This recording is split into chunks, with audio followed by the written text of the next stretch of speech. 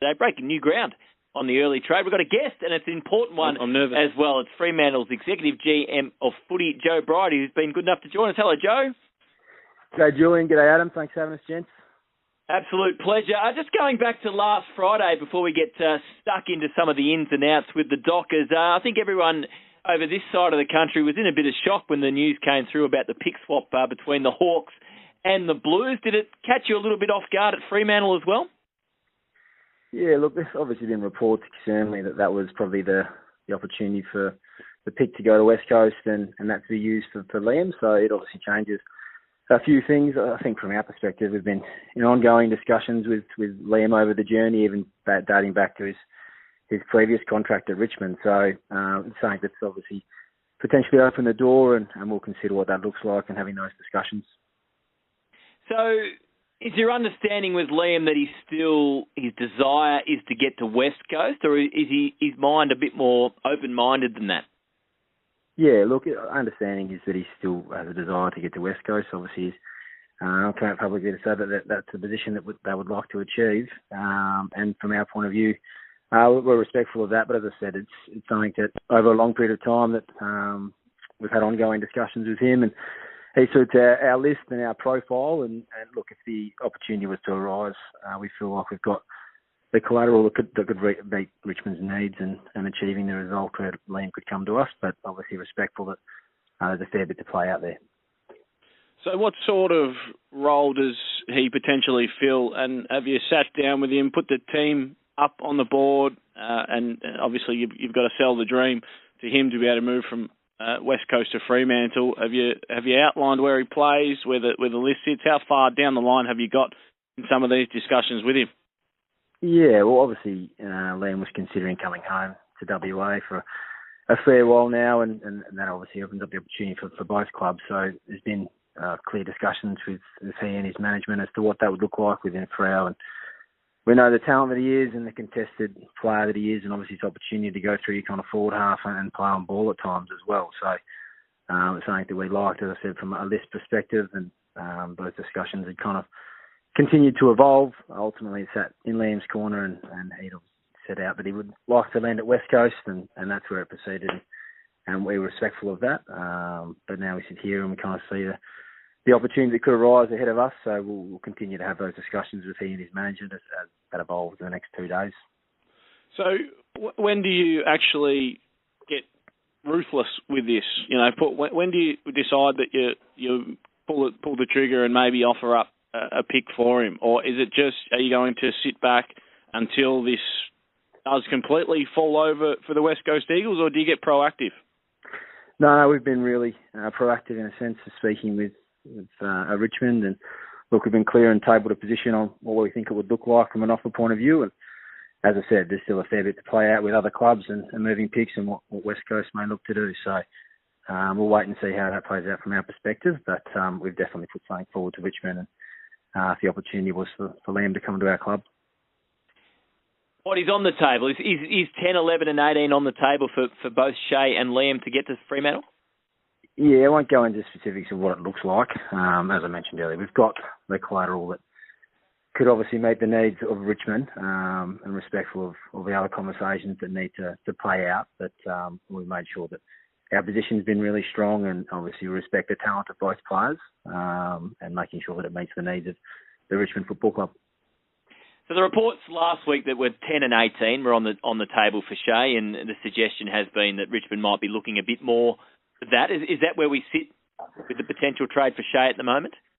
Yeah, and look, from our point of view, we obviously look at the talent of Shea and the situation they're in, and we look at the consistency of the market, and we feel like the offer's really strong for him.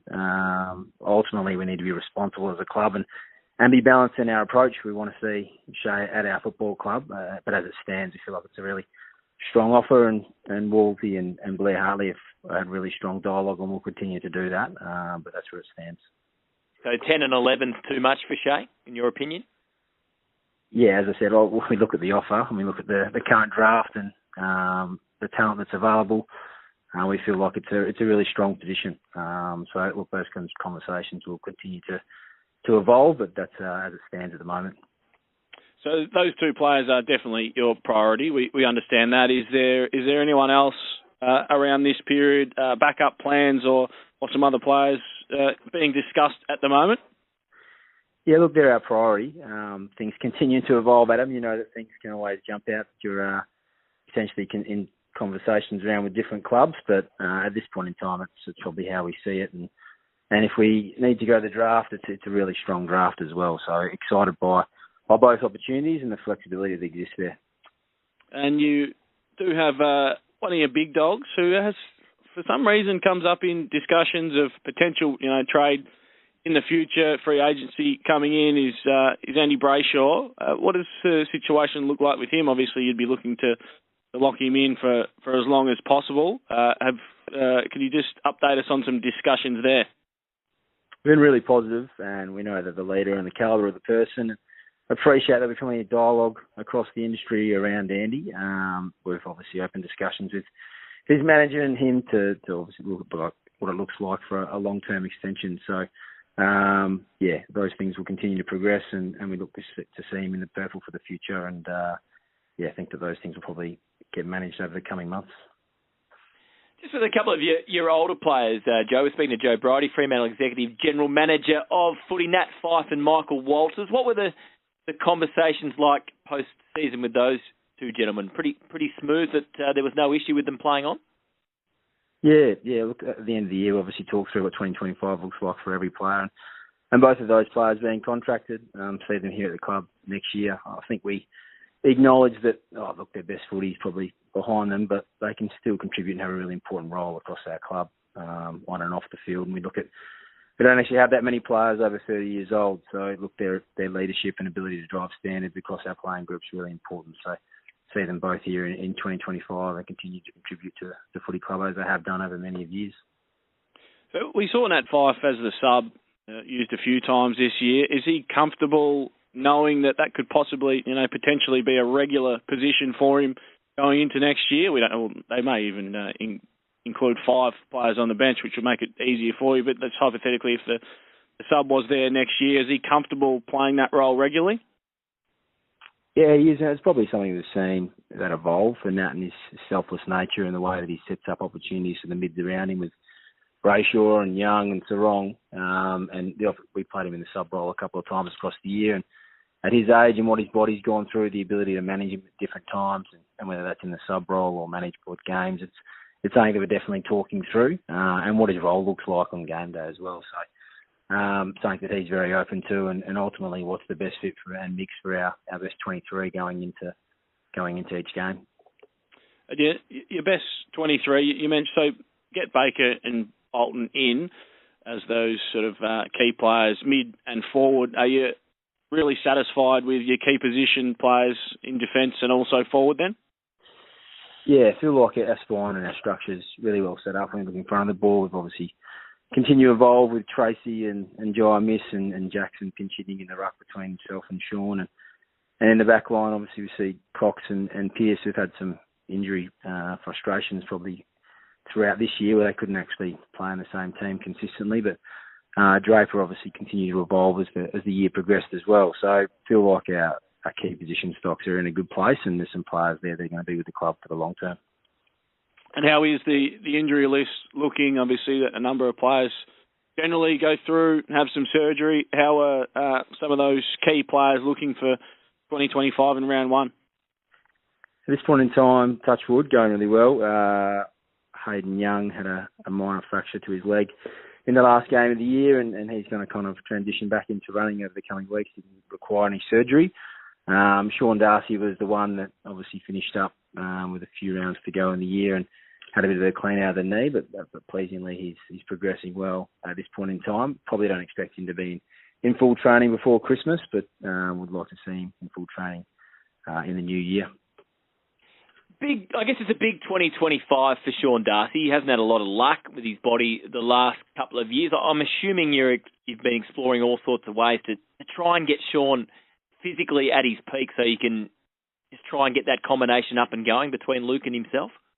Yeah, he's spot on, Julian. I think that we respect the player that he is when he's up and going, and his ability and his size to push other rucks around in the contest. But when we look at some of the injuries he had with his knees, it's something that we're definitely looking at, and how we continue to evolve that, the mechanics around his knee. So looking at some external support that can work with Sean and obviously get some real strength around that knee that we've had a few issues with.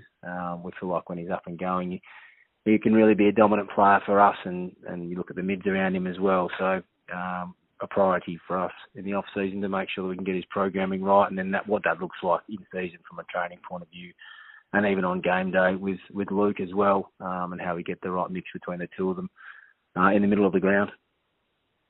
Just going back to the Shea Bolton situation, Joe, I guess you've been on both sides of the fence the last couple of years. This time last year, you had Lachie Schultz, contracted player. Collingwood really wanted him. In the end, you do the trade for a future first, which has worked out pretty well, given where Collingwood finished on the ladder this year. Now it's the other way around. You're trying to get a contracted player out of Richmond. Do you feel in these situations, having experienced both sides of it, that the team that has the player contracted has the upper hand a little bit when it comes to negotiations, given they will still be their player if no deal is done? Yeah, and there's always different circumstances for the player as well. We look at players looking to go home, or certain things in their life that mean that they're really desperate to do that. And there's always a balance. And as a contracted player, it definitely sits with the club. And I think that you almost look at the strategy of the organisation as well, whether there's opportunities for them to focus on going through the draft, or whether you feel like you're in a window and clubs holding players to contracts. So always respectful of the situation. And as you mentioned, we've been in that situation where we've had players desperate to get home, and you're ultimately trying to see what you can leverage for yourself in the future. And we look at the Lachie Schultz trade last year and the pick that turned into. So at the time, they're never easy because Lachie was an important player to us, but respect the situation that he was in, and then ultimately then you're looking at, well, what's the best outcome you can get from a Fremantle point of view. So there's a balance, but you're right in that you feel like players are definitely moving under contract in the current climate. Yeah, is that why we're seeing so many more long-term contracts now? Because, with the introduction of free agency a few years ago, it was heavily skewed in the players' favour. Are we seeing some of these longer contracts now, knowing full well that the club's dealing with these players? Well, they might not get to the best footy for 8 or 9 years, but it gives you more negotiating power if you do want to trade a contracted player?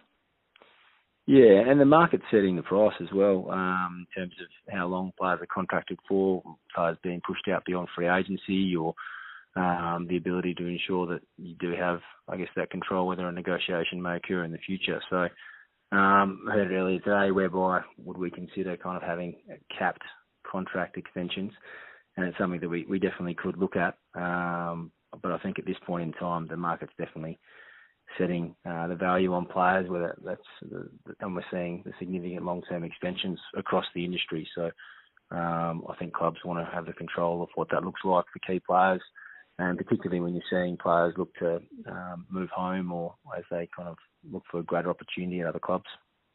Joe, just a quick one before we let you go. Just listening to your early answers about Liam and Shea, is it fair to say that as much as you'd love the two players, that you'd be a little bit uncomfortable not having a first-round draft pick in this draft? Look, I think from our point of view, if both were looking to come into the club and it could work, we would love to have them both at the Fremantle Football Club. I think when you look at the draft, it's really strong. So to get back into the draft is a great opportunity, and obviously pick high-end picks are highly sought after by other clubs as well, and something that we'd be open to. So our priority first and foremost would be to obviously use that collateral to bring in the trades we'd like to achieve. But if we end up going to the draft, we're really happy with that, and we feel like it's a great opportunity to bring some young talent into the club. Just an easy one before we let you go, Joe. If you do bring those two guys into the club, can you win the flag next year?